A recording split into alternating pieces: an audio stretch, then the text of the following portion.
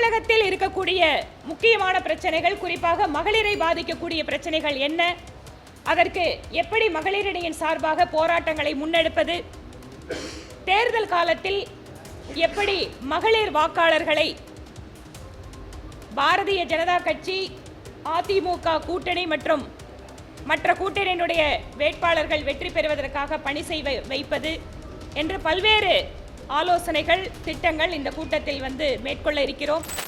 அனைவருக்கும் வணக்கம். இன்று பாரதிய ஜனதா கட்சி மகளிர் அணியின் தேர்தல் பணிக்கான ஆலோசனை கூட்டம் நடைபெற இருக்கின்றது.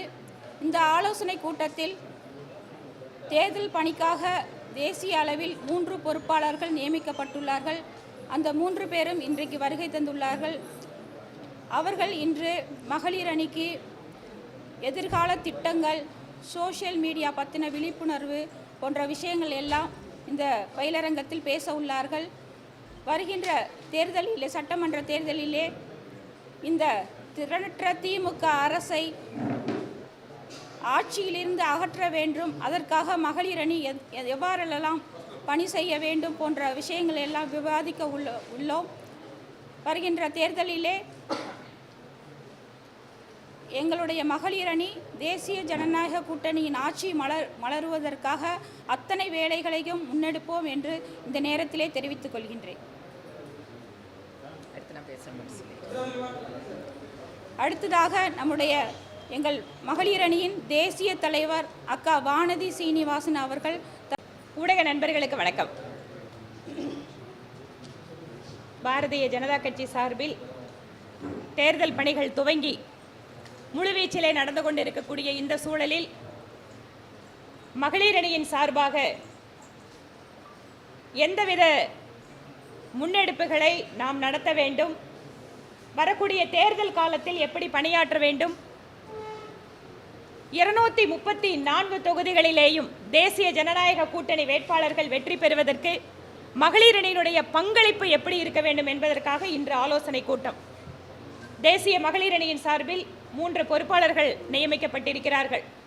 மகாராஷ்டிரா, கர்நாடகா, தெலுங்கானா என்ற மாநிலத்திலிருந்தெல்லாம் தலா ஒருவரும், சமூக ஊடக பொறுப்பாளரும் சமூக ஊடக பயிற்சி கொடுப்பதற்காக இன்று வந்திருக்கிறார்கள். இன்று மாலை வரை இந்த கூட்டம் நடைபெற இருக்கிறது. தமிழகத்தில் இருக்கக்கூடிய முக்கியமான பிரச்சனைகள், குறிப்பாக மகளிரை பாதிக்கக்கூடிய பிரச்சனைகள் என்ன, அதற்கு எப்படி மகளிரணியின் சார்பாக போராட்டங்களை முன்னெடுப்பது, தேர்தல் காலத்தில் எப்படி மகளிர் வாக்காளர்களை பாரதிய ஜனதா கட்சி, அதிமுக கூட்டணி மற்றும் மற்ற கூட்டணியினுடைய வேட்பாளர்கள் வெற்றி பெறுவதற்காக பணி செய்ய வைப்பது என்று பல்வேறு ஆலோசனைகள், திட்டங்கள் இந்த கூட்டத்தில் மேற்கொள்ள இருக்கிறோம். ஏற்கனவே கடந்த 4 ஆண்டுகளுக்கு மேலாக பல்வேறு மாநில தேர்தல்களில் பணியாற்றிய அனுபவம், மகளிர் அணியின் சார்பாக நாங்கள் முன்னெடுத்த தேர்தல் கேம்பெயின் ஸ்ட்ராட்டஜி, கேம்பெயினோட ஈவென்ட்ஸு, இந்த அனுபவங்கள் எல்லாமே தமிழகத்திற்கு கை கொடுக்கும் என நம்புகிறோம். எங்களை பொறுத்தவரை தமிழகத்தினுடைய பெண்கள் பாதுகாப்பாக இருக்க வேண்டும்.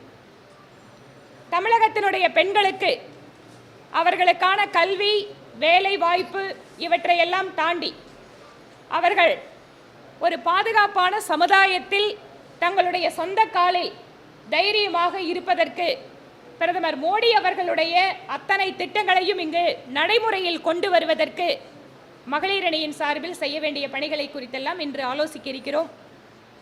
பீகார் ஆகட்டும், ராஜஸ்தான் ஆகட்டும், மத்திய பிரதேசம், சமீபத்தில் நடந்து முடிந்த பீகார் தேர்தலில் கூட அதிகமான பெண் வாக்காளர்கள் தேர்தல் பூத்துக்கு வந்திருக்காங்க. வாக்காளர்கள் அதிகமாக தங்கள் வாக்குகளை பதிவு செய்திருக்கிறார்கள். எப்போதெல்லாம் அதிகமாக பெண் வாக்காளர்கள் பூத்துக்கு வருகிறார்களோ அப்போதெல்லாம் பிரதமர் மோடி அவர்களுக்கான ஆதரவு, பாரதிய ஜனதா கட்சிக்கான வெற்றி என்பதை உறுதி செய்திருக்கிறார்கள். தமிழகத்தின் பெண்களும் அரசியலை பற்றி புரிந்து கொள்ளக்கூடியவர்கள், கல்வியறிவு பெற்றவர்கள். இங்கு கூட பெண் ஆளுமைகளுக்கு அதிகமான ஆதரவு கொடுக்கக்கூடிய ஒரு தமிழகத்தினுடைய சூழல் இருக்கின்ற காரணத்தினால், எப்படி அண்ணா திராவிட முன்னேற்ற கழகத்திற்கு பெண்கள் ஒரு மிகப்பெரிய ஆதரவு சக்தியாக இருக்கிறார்களோ, அதுபோல முன்னாள் முதல்வர் டாக்டர் செல்வி ஜெயலலிதா அம்மையாருடைய பல்வேறு பெண்கள் நலத்திட்டங்கள், திராவிட முன்னேற்றக் கழக ஆட்சியில் நிறுத்தப்பட்டிருக்கிறது. அவற்றை எல்லாம் மீண்டும் தொடர வேண்டும் என்றால் இங்கு தேசிய ஜனநாயக கூட்டணி அண்ணா திராவிட முன்னேற்றக் கழகத்தின் தலைமையில் ஆட்சி அமைந்தால்தான் அது நடைபெறும் என்கின்ற விஷயத்தை எல்லாம் பெண் வாக்காளர்களிடம் அதிகமாக நாங்கள் எடுத்துச் செல்ல இருக்கிறோம். அன்று டாக்டர் எம்ஜிஆர் அவர்களும் செல்வி ஜெயலலிதா அம்மையார் அவர்களும் கொண்டு வந்த மக்கள் நலத்திட்டங்கள், பெண்கள் நலத்திட்டங்கள் எல்லாம் பிரதமர் மோடி அவர்கள் தலைமையிலான மத்திய அரசாங்கத்திலேயும் இன்னும் சீரும் சிறப்புமாக மெருகேற்றப்பட்டு நடைமுறைப்படுத்தப்பட்டு வருகிறது. பிரதமர் மோடி அவர்கள் இன்று நாட்டில் உள்ள பெண்களுக்கெல்லாம் மிகப்பெரிய பாதுகாவலராக இருப்பது மட்டுமல்ல, அவர்களை முன்னேற்ற வேண்டும். வெறுமனே பெண்கள் முன்னேற்றம் மட்டுமல்ல, விமன் லெட் டெவலப்மெண்ட், பெண்கள் தலைமை தாங்குகின்ற முன்னேற்றம் இந்த நாட்டுக்கு அவசியம் என்பதை உணர்ந்திருக்கிறார். அதற்காக நூற்றுக்கணக்கான திட்டங்கள் கொண்டு வரப்பட்டிருக்கிறது. குறிப்பாக ஃபினான்சியல் இன்க்ளூஷன்ல முத்ரா யோஜனா, முத்ரா கடன் திட்டத்தில் அதிகமாக பயனாளிகள் இருப்பது தமிழகத்தில். அதிகமாக பயனாளிகளில் பெண்கள் பயனாளிகள் அதிகமாக இருப்பது தமிழகத்தில். இம்மாதிரியான பயனாளிகளை குறித்தான எங்களுடைய அவுட்ரீச் ப்ரோக்ராமும் ஏற்பாடு பண்ண இருக்கிறோம். அதனால் 23ஆம் தேதி பாரத பிரதமர் மோடி அவர்கள் மதுரைக்கு வருகின்ற பொழுது அதிகமான அளவிலே பெண்களை அந்த மாநாட்டில் பங்கேற்க வைப்பதற்கான ஏற்பாடுகளையும் நாங்கள் செய்ய இருக்கிறோம். இது இல்லாமல் பொலிட்டிக்கலாக அந்தந்த மாவட்டத்திற்கு ஏற்ப, அந்தந்த தொகுதிக்கு ஏற்பவும் எங்கள் மகளிரணி செயல்பாடுகளை அதற்கேற்றவாறு அமைத்துக் கொள்வதற்கான திட்டமும் எங்களிடம் இருக்கிறது. பிரதமர் வருகின்ற 23ஆம் தேதி தமிழ்நாடு வருகிறார், மதுரை வருகிறார். குறிப்பாக திருப்பரங்குன்றம் விஷயம் அதிக அளவில் பேசப்பட்ட நிலையில மதுரையை சூஸ் பண்ண என்ன காரணம்? பிரதமருடைய வருகை தமிழகத்தில் ஏதாவது ஒரு பகுதியில் தான் தலைவர்கள் வந்தாகணும். ஒன்று. ரெண்டாவது, பிரதமர் மோடி அவர்கள் கடந்த முறை வருகின்ற பொழுது கோவைக்கு வந்தார். அடுத்தது வரக்கூடிய நாட்களில் தமிழகத்தினுடைய பல்வேறு பகுதிகளுக்கு செல்ல இருக்கிறார். அதனால் மதுரை என்பது எங்களுக்கு அந்த தென் தமிழகத்தினுடைய கட்சியினுடைய எழுச்சிக்கும் கூட்டணிக்கும் மிகப்பெரிய ஒரு பலமாக இருக்கும் என நம்புகிறோம்.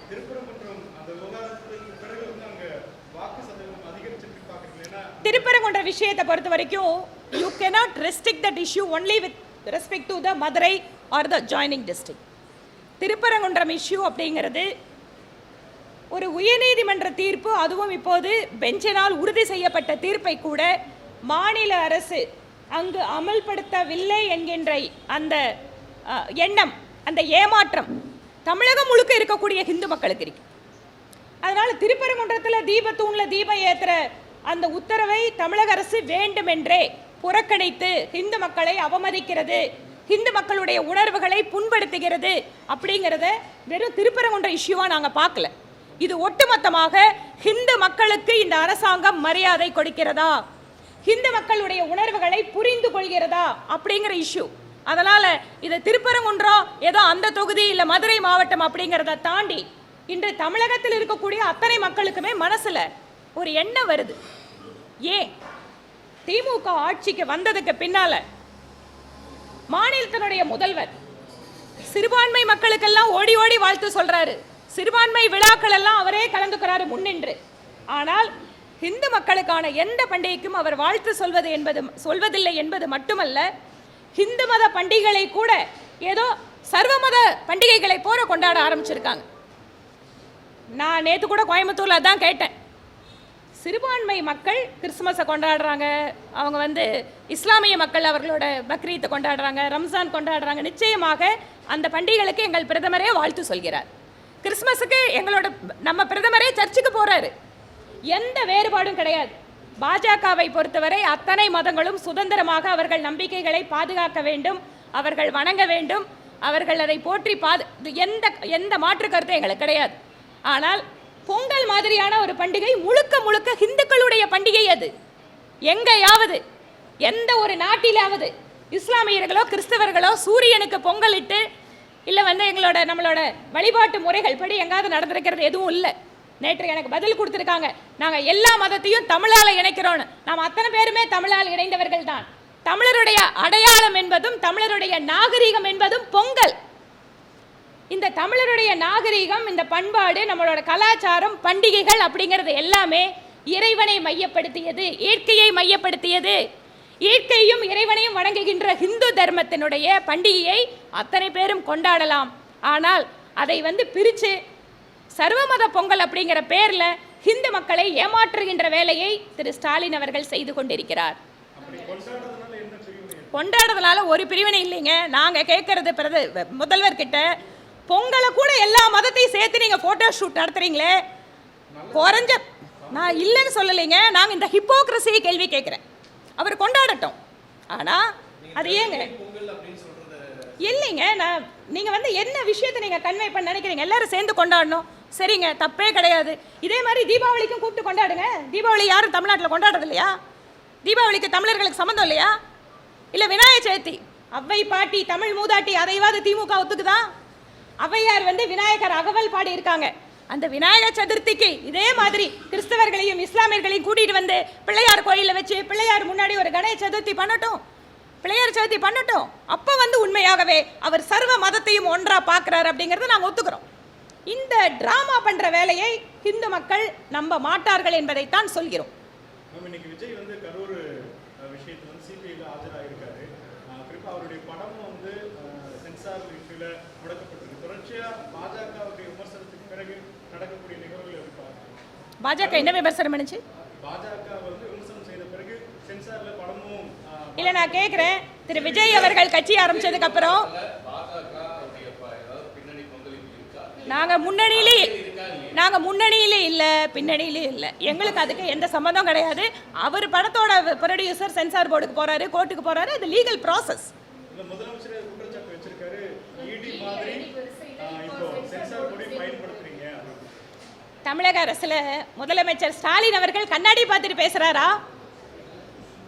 இன்றைக்கு தமிழகத்தில் தமிழக அரசை விமர்சனம் செய்கின்ற எத்தனை பேர் ஜெயிலில் அடைக்கப்பட்டிருக்கிறார்கள்?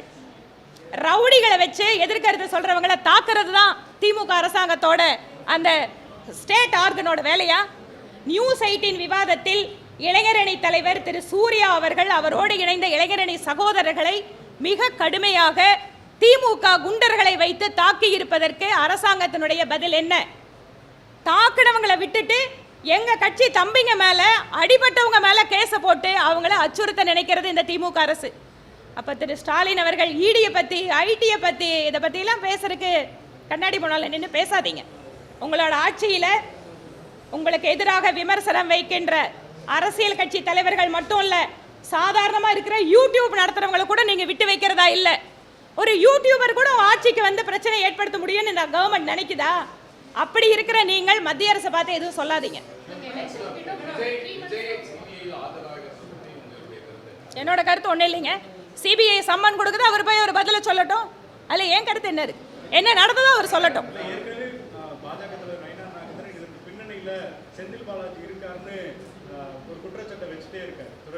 கரூர் சம்பவத்தை பொறுத்த வரைக்கும் எங்கள் தலைவர்கள் பல்வேறு சமயங்களில் குறிப்பிட்டிருக்கிறார்கள். இதில் ஏதோ ஒரு சக்தி அங்கே மக்களை அந்த கூட்டம் தொடர்பாக ஒரு விபத்தோ அல்லது வேற ஏதோ ஒரு சதியோ இருக்கின்றதோ அப்படிங்கிற சந்தேகம் எங்களுக்கு இருக்கிறதுங்கிறத நாங்கள் குறிப்பிடுறோம். அதனால் அந்த சந்தேகத்துக்கு சிபிஐ விசாரணை கொடுத்துருக்கு, பார்ப்போம்.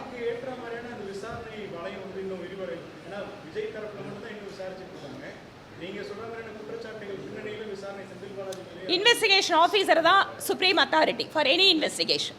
சப்போஸ் இன்வெஸ்டிகேட் பண்ணக்கூடிய அஃபீஷியல்ஸ் இதில் இன்னும் கூட நிறைய பேர்த்தோட பங்கு இருக்கு, கருத்து இருக்கு, இல்லை அவங்களை விசாரிக்கணும்னா அவங்க அதை பண்ணுவாங்க. அதுக்கும் பிஜேபிக்கு சம்மந்தம் இல்லை.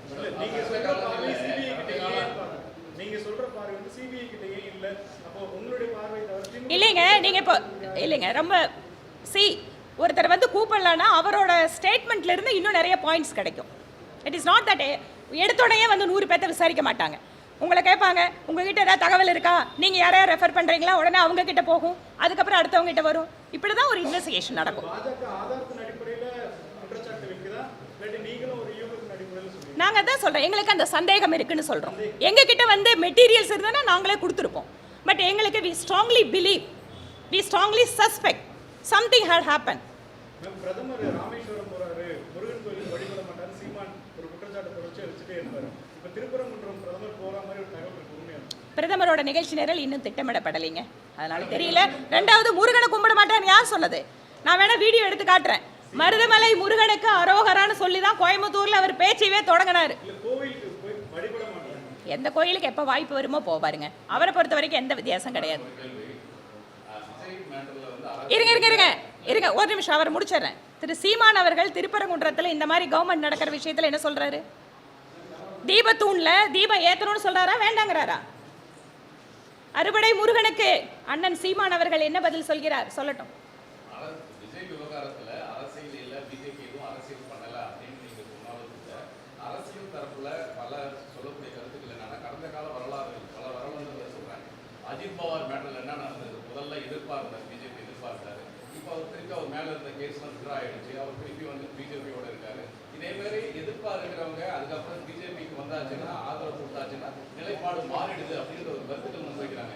அதே மாதிரி இதுலயும் வந்து கூட்டணிக்கு வரணுங்கிற ஒரு அழுத்தம் பிஜேபி தரப்புல இல்லாதுங்கிறது என்ன உத்தரவாதம்ன்ற கேள்வி. இந்த உத்தரவாதம் கொடுக்கறது, கருத்து இருக்கிறது, இந்த இவங்களுக்கெல்லாம் நான் பதில் சொல்லவே முடியாதுங்க, ரொம்ப கஷ்டம். அந்த இவங்களுக்கு நான் என்ன சொல்ல முடியும்? that is all. Yes, that is all speculation.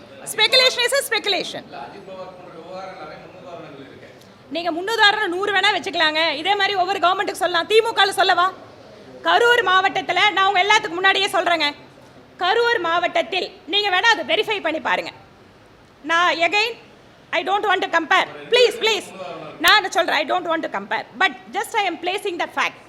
Karur மாவட்டத்தில் உள்ளாட்சி தேர்தலில் அண்ணா திராவிட முன்னேற்ற கழகத்தின் சார்பாக போட்டியிட்டு வெற்றி பெற்ற பஞ்சாயத்து தலைவர்கள், கார்பரேட்டர்ஸ் இன்னைக்கு எத்தனை பேர் பயமுறுத்தி, அவர்களை அச்சுறுத்தி, அவர்கள் மீது வழக்கு போட்டு எத்தனை பேர் இன்று திமுக பக்கம் வந்திருக்கிறார்கள் அப்படிங்கிற கணக்கெடுத்து பாருங்க.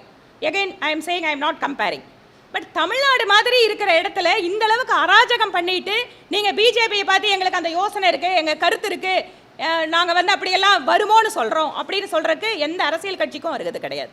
ஏனென்றால் கண்ணு முன்னால் நடக்கிற இத்தனை ஜனநாயக விரோத செயல்களையும் பார்த்து கொண்டு நடத்தி கொண்டிருக்கின்ற அரசியல் கட்சிகள் எங்களை மாதிரி நாடு முழுவதும் ஜனநாயக ரீதியாக எங்களோட செயல்பாடுகளை மேற்கொள்கின்ற கட்சியை பார்த்து விமர்சனம் வைக்கிறதுக்கு யாருக்கும் இருக்குது இல்லை. நன்றிங்க, நன்றி. Meeting later. பராசக்தி படம் நல்லா போகுதா? நீங்க பாத்தீங்களா? பராசக்தி மேட்டர்ல இந்தி எதிர்ப்பு தமிழ்நாட்டில் நடந்தது. ஆனா அது தெலுங்குல அந்த படத்துல வரும்போது தெலுங்குக்காக தான் இந்தி எதிர்ப்பு நடந்ததுன்ற மாதிரி அங்க வருஷம் வந்திருக்கு. அது வந்து ஒரு கான்ட்ரோவர்சியா நான் பராசக்தி படம் பார்க்கல. ஒன்று அது ஹிந்தி எதிர்ப்பா, தெலுங்கு எதிர்ப்பா, தமிழ் எதிர்ப்பா அப்படிங்கிறதுக்குள்ளெல்லாம் நான் போகல. இந்த கேள்வியெல்லாம் அந்த படத்தோட வசனம் எழுதுறவங்க, கதை எழுதுறவங்க கிட்ட கேட்கணும். எங்க கிட்ட கேட்டா நாங்கெல்லாம் ஜஸ்ட் படம் பார்க்குறவங்க.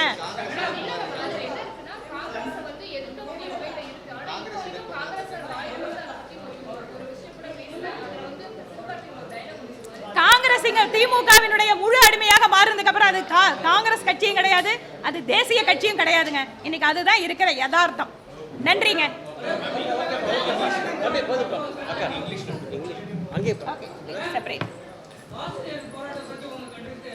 ஆசிரியர் போராட்டம் மட்டுமல்ல, தமிழகத்தில் அத்தனை தரப்பு மக்களும் போராடி கொண்டிருக்கிறார்கள். இடைநிலை ஆசிரியர்கள், செவிலியர்கள், அரசு மருத்துவர்கள் அவர்களுக்கு கொடுத்த வாக்குறுதிகள், இன்றைய முதல்வர் அன்றைய எதிர்க்கட்சி தலைவர் கொடுத்த வாக்குறுதிகளை எதுவுமே நிறைவேற்றல. அதனால் வரக்கூடிய காலத்தில் கூட அத்தனை பேருமே, குறிப்பாக தூய்மை பணியாளர்கள் எல்லாரையும் ஏமாற்றின ஒரு அரசு இருக்க முடியும் என்றால் அது திராவிட மாடல் அரசு.